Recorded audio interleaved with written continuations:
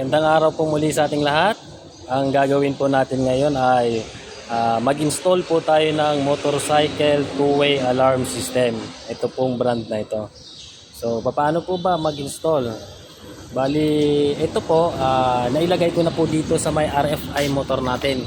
Para mabilis lang po yung briefing natin, isusundan na lang natin itong mga wire na pinaglalagay ko kanina para mabilisan.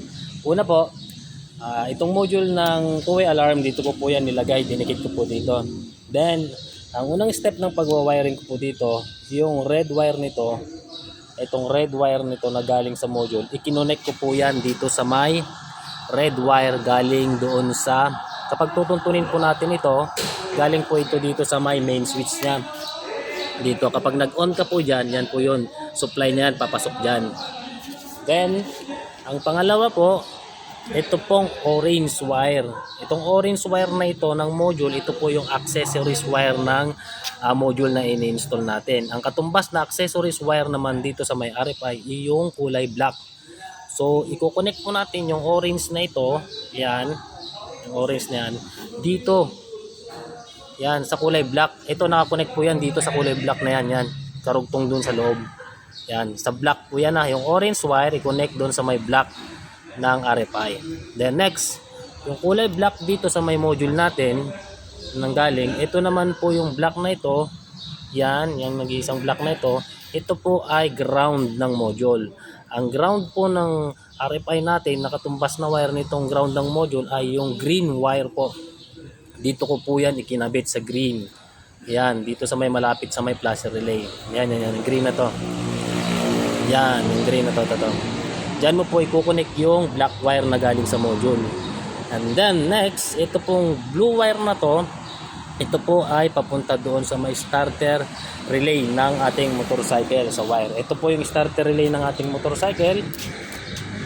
Yan. Ito. Dito mo naman po yun i-connect, yung kulay blue, nagpagapang na po ako ng wire dyan, papunta doon. Dito mo yun i-connect sa kulay pink. Yan. Dito mo i-connect yung blue wire na galing sa module. Ang karugtong ng blue wire na yan, kung tutuntunin mo, yan po yung yellow-red. Yan, nabaliktad lang ng kabit si supplier. Tuntunin mo yan. Yung pink wire, dyan may kukabit yung blue wire. Then pagkatapos nyan, didiretso naman tayo. Yung blue wire na yon, didiretso mo ngayon dito. Sa may, hanapin mo yung wire ng push button switch nya. Ito.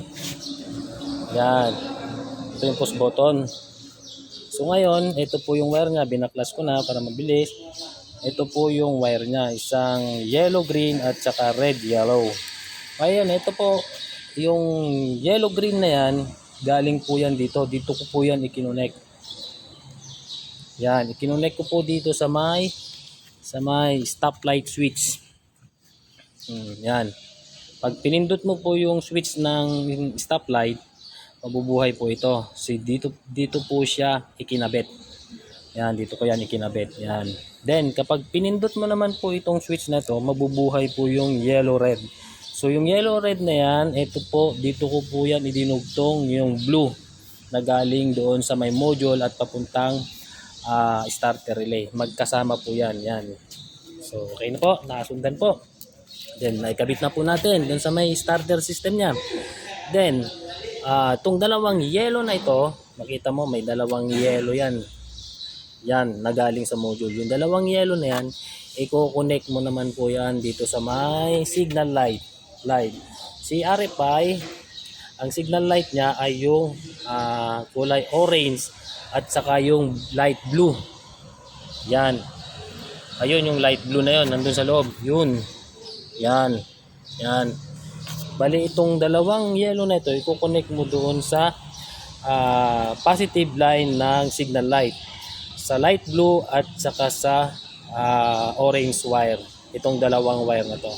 So yan, pag na-connect na po natin yan, okay na po, ready na po, andar na po si RFI natin. Ito yung remote niya. Ito po yung keyless remote na style niya. Ang paggamit po, double press po natin yung sign na start. Ito. Ayan. Bandar siya. full press. Punta na siya. Okay na, maandar na. Ang problema naman po, i-off natin.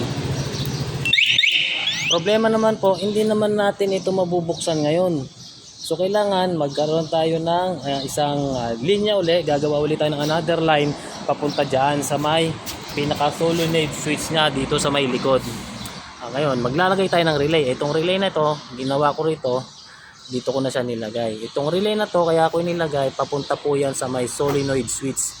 Kung titignan po natin yung pinakaloob po ng main switch na ito, meron po yan solenoid switch sa loob para po mapihit po natin itong main switch na to. Ang wire ng solenoid switch na gagamitin natin ay itong kulay pink na ito. Katabi niya yan yung asawa niya, yung white, yellow stripe, tapos kulay pink. Pero sa pink wire po tayo kukuha. Yung pink wire po na yan, dito po yan lalabas sa relay. Pero bago po natin puntahan yan, assemblein muna natin itong relay na to. Paano ba ito na-assemble? Bali, itong relay na to, yan. Ito po yung relay na to. Ito pong dalawa na to, yung red at saka itong yellow na magkatabi na to, ito po yung 3086 ng color coding ng relay na yan. So tatandaan na lang po natin, 3086. Hindi ko na ipapakita yung number ng relay kasi kabisado ko naman na. Ito yung 30, ito yung 86. Pinagsama ko po yan. Magkasama po yan, ikinonect ko po yan dito sa my ground.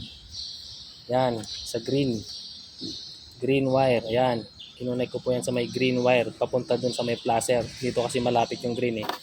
Then, yung 85 niya, ito yung 85. Ayan.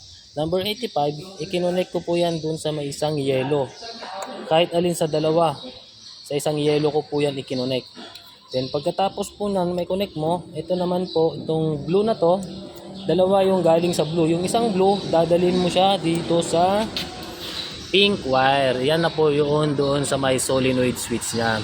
So nagtataka kayo, dalawa yung ginamit ko. May isang blue pa, tama.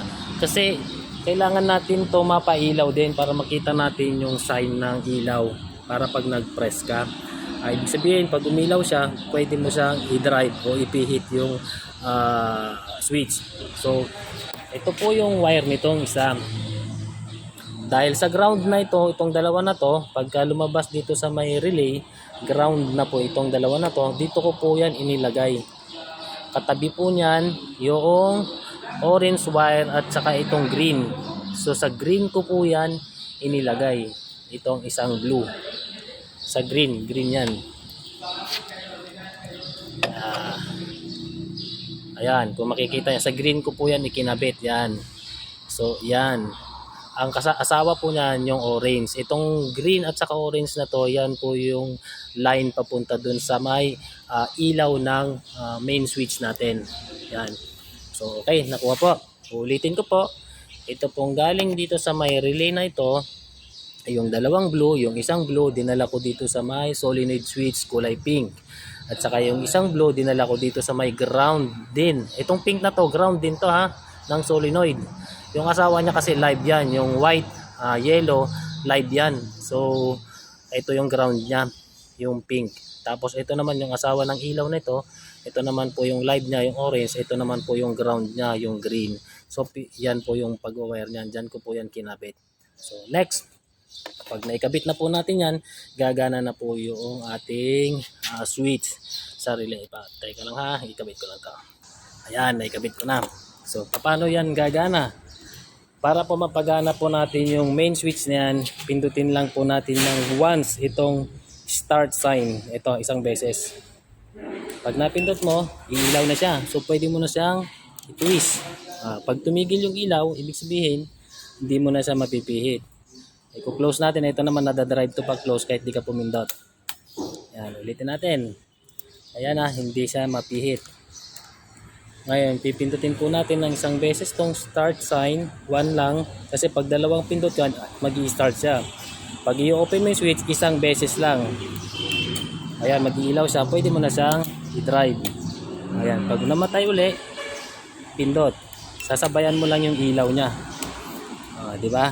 Ayan, okay. Close. Then start natin ulit. Double press ito.